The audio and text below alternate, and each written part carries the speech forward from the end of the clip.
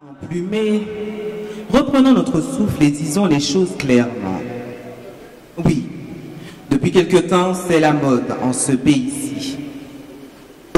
Autrefois, on appelait les coqs tambour maître ou bec-taisi. Si vous voulez, le grand tambourinaire et l'arrache lui l'œil. Maintenant, on leur donne des noms d'hommes politiques. Christophe par-ci, Pétion par-là. Au début, je n'aimais pas ça. Mais quand on y réfléchit, mon Dieu, ce n'est pas une mode plus absurde que nôtre. Un roi, un président de la République, forcément, ça se bouffe le nez. Et si ça se bouffe le nez, ça fait de bons noms de coqs de combat. Mais me diriez-vous, si du côté des coqs les choses sont simples, elles sont beaucoup plus compliquées du côté des hommes. Pas tellement plus compliquées. L'essentiel est de comprendre la situation et de connaître les personnages dont les coqs portent les noms. Qui est Christophe, qui est Pétion, tout mon rôle consiste à vous le dire. Dans l'île de Haïti, jadis colonie française, sous le nom de Saint-Domingue, il y avait au début du 19e siècle un général noir. Il s'appelait Christophe, Henri avec un I. O. Il n'avait pas commencé par être général. Il avait été esclave, plus particulièrement esclave cuisinier. Il faisait partie de ceux que l'on appelait à Saint-Domingue les nègres à talent, c'est-à-dire quelque chose comme un ouvrier spécialisé. Cuisinier, dis-je. Il le fut à l'auberge de la Couronne. Retenez bien cette enseigne, marquée au coin du hasard objectif, à l'auberge de la Couronne, dans la ville du Cap haïtien, à l'époque le Cap français. Contre les Français, précisément, il prit une part éminente à la lutte pour la libération de son pays, sous la direction de Toussaint Louverture. Une fois l'indépendance conquise, Haïti naît sur les cendres fumantes de Saint-Domingue, une république noire fondée sur les ruines de la plus belle des colonies blanches. Christophe devint plus, tout naturellement, un des dignitaires du nouvel État.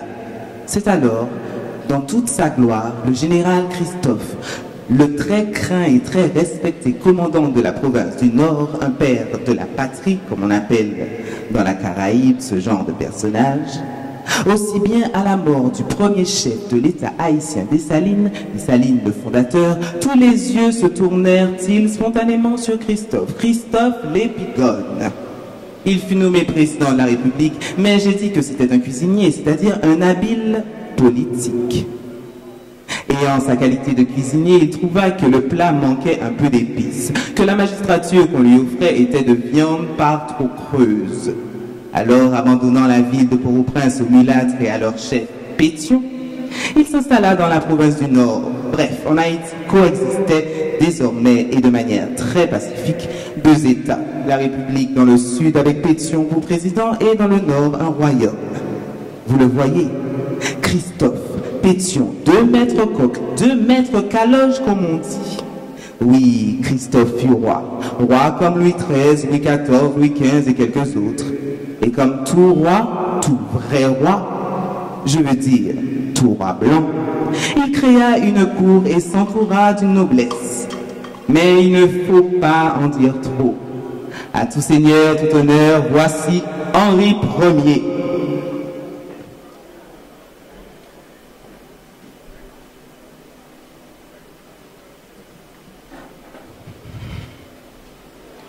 Je demande trop aux hommes, mais pas assez aux nègres, madame. S'il y a une chose qui, autant que les propos des esclavagistes, mérite, c'est d'entendre nos philanthropes clamer dans le meilleur esprit, sans doute, que tous les hommes sont des hommes et qu'il n'y a ni blanc ni noir. C'est penser à son aise et hors du monde, madame. Tous les hommes ont même droit. J'y souscris. Mais du commun lot, il en est qui ont plus de devoirs que d'autres. Là est l'inégalité. Une inégalité de sommation. Comprenez-vous? À qui fera-t-on croire que tous les hommes, je dis tous, sans privilège, sans particulière exonération, ont connu la déportation, la traite, l'esclavage, le collectif ravalement à la bête?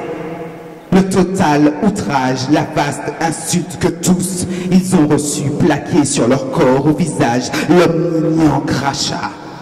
Nous seuls, madame, vous m'entendez? Nous seuls, les nègres. Alors, au fond de la fosse, c'est bien ainsi que je l'entends, au plus bas de la fosse, c'est là que nous crions, que là, de là que bas de la fosse, c'est là que nous crions, de là que nous aspirons à l'air, à la lumière, au soleil. Et si nous voulons remonter, voyez comme s'impose à nous le pied qui s'arc-boute, le muscle qui se tend, les dents qui se serrent, la tête, oh la tête, large et froide. Et voilà pourquoi il faut demander aux nègres, plus qu'aux autres, plus de travail, plus de foi, plus d'enthousiasme, un pas, un autre pas, encore un autre pas, et tenir, gagner chaque pas. C'est une remontée jamais vue que je parle, messieurs, et malheur à celui dont le pied flanche. Exilio, côté ouye, moi pas longtemps. Exilio, côté ouye, moi pas longtemps. Côté ouye, belle femme, marcher la caille. Marcher la caille, exilio, marcher la caille. Marcher la caille, oh mon beau, marcher la caille. Voyez le maîtresse, marcher la caille, oh. Marcher la caille, moi. Dieu d'Afrique, loi, corde du sang sanglé, père attacheur du sang, Abobo. Afrique, mon lieu de force, Abobo. Congo, l'impétueux colibri dans la tumulture du datura. Je me suis souvent émerveillé qu'un corps si frêle puisse sans éclater supporter le pas de charge de ce cœur qui bat.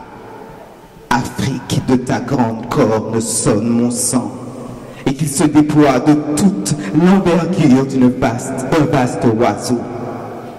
N'éclate pas cage de ma poitrine, tambour mon pouls, battez, battez, tambour coq, tambour toucan, tambour mon...